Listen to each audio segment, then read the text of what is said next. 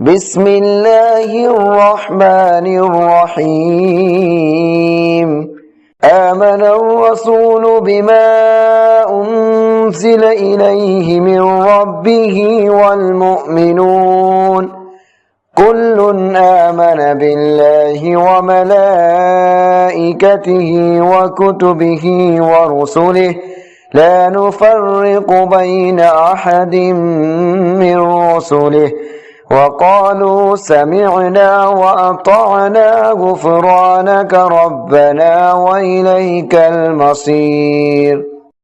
لا يكلف الله نفسا إلا وسعها لها ما كسبت وعليها ما اكتسبت ربنا لا تؤاخذنا إن نسينا أو أخطأنا ربنا ولا تحمل علينا إصرا